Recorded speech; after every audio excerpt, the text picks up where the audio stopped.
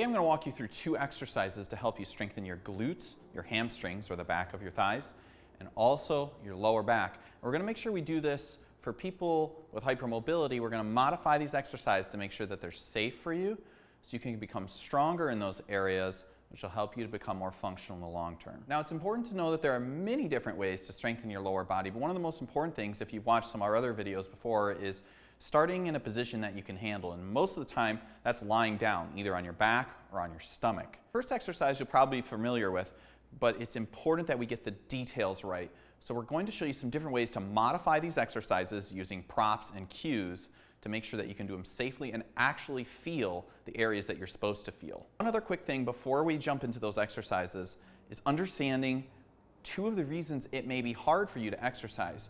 Particularly for people with Ehlers-Danlos Syndrome or Hypermobility Spectrum Disorder, it can be challenging to activate the muscles that you want to for 2 reasons. You may have deficits in what are called proprioception and interoception. The first term you may have heard of before. Proprioception is the awareness of where your body is in space. So that's why you may feel clumsy, like you're running into things, hard to coordinate muscles in different parts of your body. You might feel disconnected. Interoception is your internal awareness. So typically that includes symptoms or sensations of pain, sensations of what your organs feel like, but it can also be the signaling to your muscles as well. So that's an internal sense of your environment. So we want to make sure that we modify these exercises appropriately for you so you don't get hurt and you can begin to strengthen and make some forward momentum. First exercise is a glute bridge exercise. I'm going to show you that lying down, and we're going to use some props along with it to make sure that you do it correctly. First thing you're going to want is a firm surface. It could be like a floor, massage table, something like that. And then you're going to lie down on your back when you go to do these exercises. It can be helpful to have an exercise band and also a yoga block, and you'll see why, because it's going to help us to organize some different parts of your body. So let's begin lying down on your back. Now, a lot of times when you're doing a bridge, you don't actually want to use a pillow because it can push your head forward as you're doing this exercise. So you're going to lie on your back, and from this position, we're just going to have the props nearby because I'm going to show you some different ways to do this. Now, the glute maximus, it's actually a group. So the glute maximus is primarily an extensor, and then some of the other glutes around there are your medius and minimus. And those portions of the glute are more external rotators. So are ways that we can recruit these to increase the probability that it's in your glutes and not into the front of your thighs, your quads, or even up into primarily your back. Because really we're aiming to strengthen these muscles to stabilize your pelvis. So from this position, we're going to breathe in, just practice your breathing first. Breathe down into the belly. As you inhale, think of expanding in 360 degrees. As you exhale, draw everything together. Not aggressively. You shouldn't feel your neck beginning to kick on. You shouldn't feel all these muscles up in your neck getting tight. You want to make sure that the breath is going down into the belly. So we're breathing. As we exhale, we want to gently press our whole foot into the surface, not just your heels, not just your toes. Make sure that you're not rolling out to the sides of your feet. Many people like to do that. And think of lifting from your butt.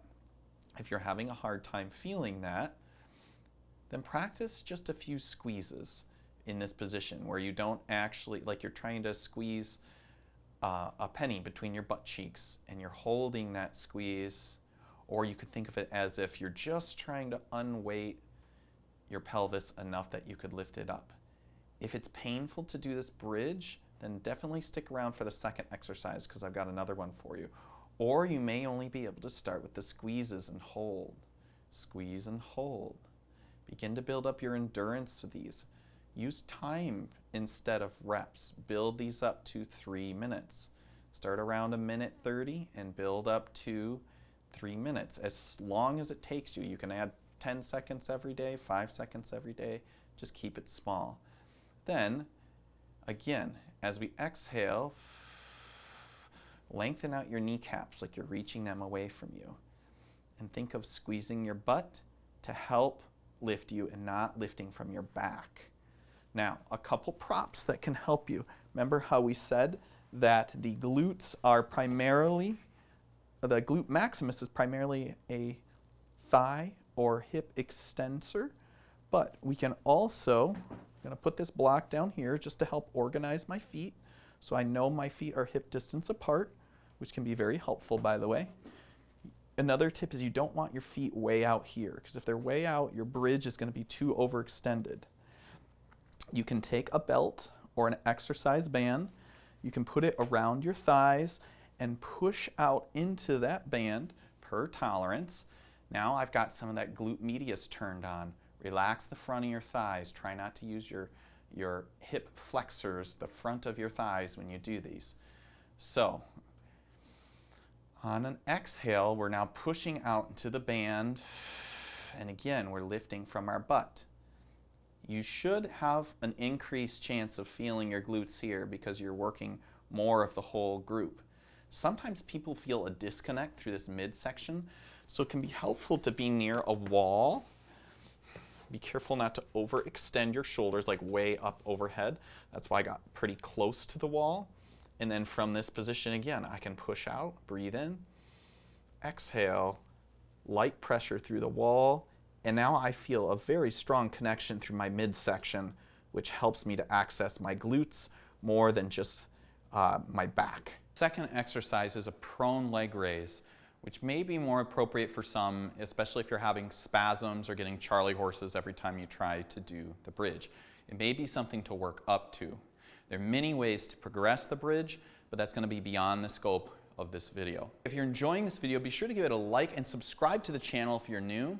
Share it with somebody that you think would be beneficial. There are many other people just like you looking for these kind of resources out there. What you're going to want for the second exercise is a pillow, a floor, preferably a wall or a door, and then something for your forehead, like a towel roll or a little thin pad like I've got here. Now that you've made your way down to the floor, you're going to put your forehead on a towel roll or a pad like I have here. And then again, just practice breathing into the back, expanding in 360 degrees. Into the sides, exhale. Trying to keep it out of your neck. We're trying to focus on the lower body here for these exercises. On your next exhale, we're going to gently float your leg up just a couple inches using your glutes. Hold that position for up to 5 seconds. Lower back down. Breathe in. Exhale. Do the same thing on the other side. What we're looking for here is you should feel primarily glutes, maybe a little hamstrings, opposite side of your back. If you're struggling with that, try widening out. Make sure that you're getting that good exhale and that your whole leg is reaching out straight. It's not just bent and loose. So you're reaching out through that leg the whole time. Your pelvis should be level. You could always, for a moment, place your hands under your thighs, or the front of your pelvis, and notice when you lift your leg if your pelvis shifts over to one side. If it does, try and use your core to correct that.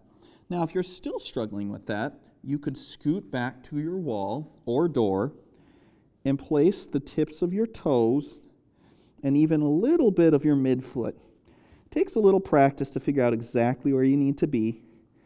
But then I wiggle back, I breathe in.